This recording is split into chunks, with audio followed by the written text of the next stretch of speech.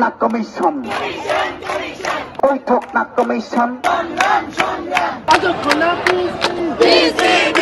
আমরা যোগ্য দাবিদার বলেই আমরা চাইতে তুমি বিশ্ববিদ্যালয়ে অনার্স লেভেল থেকে মাস্টার্স পড়ানো হয়, সেক্ষেত্রে সেই যুক্তিতেও আমরা তিতুমীরকে ভার্সিটি হিসেবে দেখতে চাই।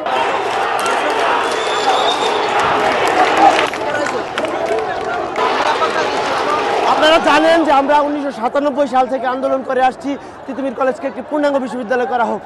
কখনোই প্রশাসন আমাদেরটাকে সাড়া দেয়নি ওইভাবে। তারই ধারাবাহিকতায় আজকে আমাদের বারাসাত ব্যারিকেড মহাখালী কর্মসূচি সকাল 11টা থেকে 4টা পর্যন্ত আমরা অবস্থান করবো। এখানে ইতিবাচক সাড়া না আসা পর্যন্ত আমরা রাজপথ ছাড়বো না। তিতুমীর আলাদাভাবে বিশ্ববিদ্যালয় হওয়ার যোগ্য বলেই তিতুমীরিয়ানরা চায় যে তিতুমীর বিশ্ববিদ্যালয় স্বতন্ত্র বিশ্ববিদ্যালয় হোক।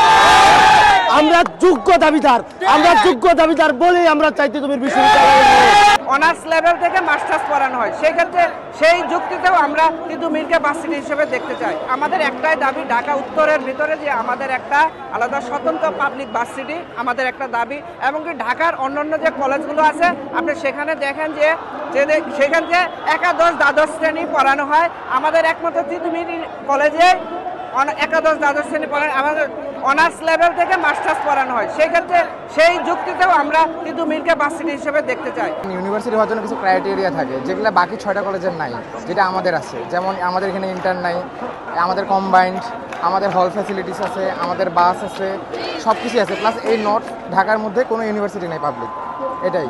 আর পাবলিক ইউনিভার্সিটি শুধু আমাদের খালি ট্যাগটার জন্য দরকার না, যেমন আমাদের এক্সাম দিতে হলে বাইরে যেতে হয়, তারপরে অন্যান্য হলে বা ইয়াতে আমাদের সাথে মিসবিহেভ করা হয় বা যেই বিহেভ করা হয় সেটা পারি না। তারপরে আমাদের খাতা বা প্র্যাকটিক্যাল মার্কস সব থাকে আরেকজনের হাতে, আমাদের হাতে কিছুই থাকে না। ক্লাস করলাম সারা বছর একখানে, পরীক্ষা দিলাম আরেকখানে, রেজাল্ট দিল আরেকখানে। সো এইভাবে আমরা কীভাবে স্যারদের সাথে বা ম্যামদের সাথে আমাদের বন্ডিংটা কীভাবে ক্রিয়েট হবে, আর বন্ডিং ক্রিয়েট করে লাভও কী?